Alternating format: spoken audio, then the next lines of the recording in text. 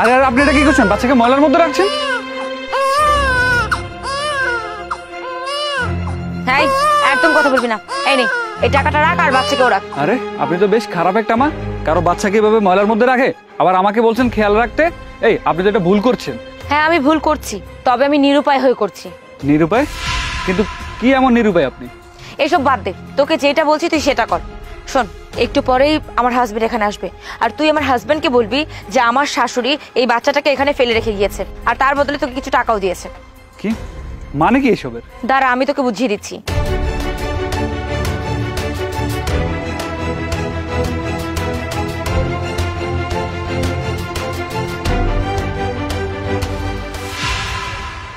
আচ্ছা দাঁড়াও, তুমি কি শিওর মা আমাদের বাচ্চাটাকে এই রাস্তায় হারিয়েছিল? আমি 100% শিওর, কারণ ওর খেয়াল সবসময় মাই রাখে। আমি তো সকালবেলা বাসায় ছিলাম না, আমি গিয়েছিলাম শপিং মলে, এসে দেখিয়েছি ওর রুমে নেই।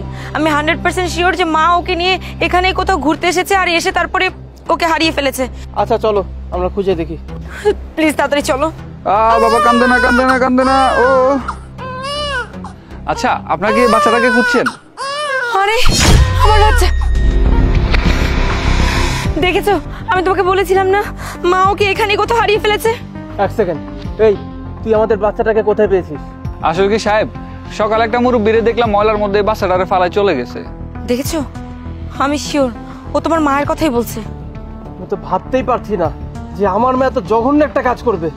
শেষ পর্যন্ত আমার মা কিনা আমার বাচ্চাকে ফেলে দিচ্ছিল। ঠিক আছে, আজকে আমার মাকে একটা উচিত শিক্ষা দিতেই হবে। এতে করে কোনো লাভ নেই। শোনো, তুমি তোমার মাকে তো এনেছিলে ওর খেয়াল রাখার জন্য, তাই না? তুমি প্লিজ তাকে পাঠিয়ে দাও। এরকম ভাবে যদি আমার বাচ্চার খেয়াল রাখতে চায় তাহলে তো আমার বাচ্চার ক্ষতি হয়ে যাবে। আর আজকে তো ভাগ্য ভালো যে একটা ভালো লোক ওকে ফিরিয়ে দিয়েছে। এরপরে তো যদি ও রাস্তাঘাটে হারিয়ে যায় এরকম ভাবে, ওকে আমরা কখনো খুঁজেই পাবো না। সেটাই, আমার মা এই কাজটা কি করে করলো, তাই তো? এই লজ্জা লাগে না তোমার এত বড় নাটক করতে? তোমার কি মনে হয় বলো তো আমি কিছুই জানি না? আরে বোকামে, তুমি যে সমস্ত কাজ নিজের ইচ্ছাতেই করেছো, আর এই কাজটা যে তুমি করেছো সেটা আমি অনেক ভালো মতোই জানি। তুমি এই ছেলেকে শিখিয়ে পড়িয়ে রেখেছিলে সবকিছু, না যেন এই ছেলেটা সমস্ত দোষ আমার মায়ের ঘাড়ে দেয়, যাতে আমি আমার মাকে ঘৃণা করি। তুমি তো এটাই চেয়েছিলে, কারণ তুমি তো আমার মাকে দেখতেই পারো না। এরকম কিছু না মানে। এই চুপ থাকো, ঘটনা কি হয়েছে সেটা আমি অনেক ভালো মতোই জানি। আরে মা তো মনে হয় বাসায় নেই, ও ঘুমাচ্ছে। এটাই সুযোগ, আজকে এই বুড়িটাকে আমার রাস্তা থেকে সারা জীবনের জন্য সরাবো।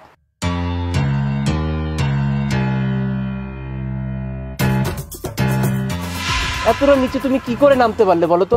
তুমি হয়তো ভেবেছিলে মা বাসায় নেই, না? আরে বোকামে, মা আমার সঙ্গে ছিল ডক্টরের কাছে, আমরা ডক্টরের কাছে ছিলাম।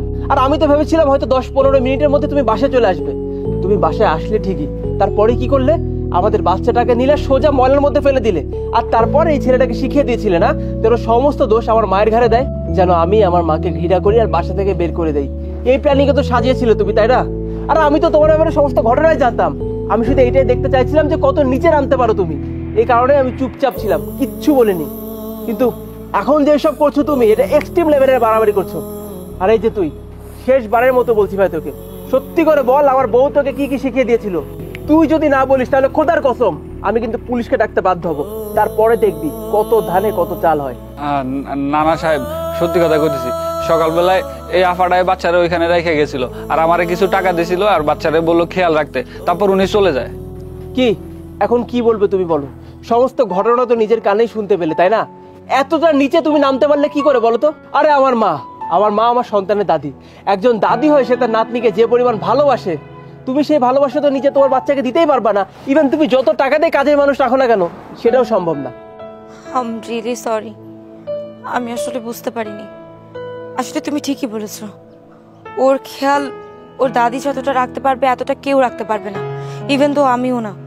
আসলে আমি তোমার মায়ের ব্যাকডেটেড থিঙ্কিং থেকে বিরক্ত হয়ে গিয়েছিলাম। আমার মনে হচ্ছিল যে এই মহিলা আমার লাইফটা পুরো ধ্বংস করে দিবে। উনি কি সমস্ত কথাবার্তা বলে, ওনার সাথে আমার মেন্টালিটি ম্যাচ করে না। কিন্তু যেহেতু তুমি ওনাকে আমার বাচ্চার জন্য এনেছো, আর ওর দাদি ওর সব থেকে ভালো খেয়াল রাখতে পারবে, আমি বুঝতে পারছি যে আমি তোমার মাকে এত বড় একটা ব্লেম দিয়ে কত বড় অন্যায় করে ফেলেছি। উনি তো আমারও মা, আমার কোনোভাবে উচিত হয়নি ওনাকে এরকম ভাবে তোমার চোখে ছোট দেখানোর চেষ্টা করা। আমাকে তুমি মাফ করে দাও। আমি কখনোই ওকে ওর এই দাদির আদর থেকে বঞ্চিত করতে চাই না। আমি আর কখনোই এরকম করবো না। এটাই ফার্স্ট এন্ড লাস্ট, প্লিজ। ঠিক আছে, চলো।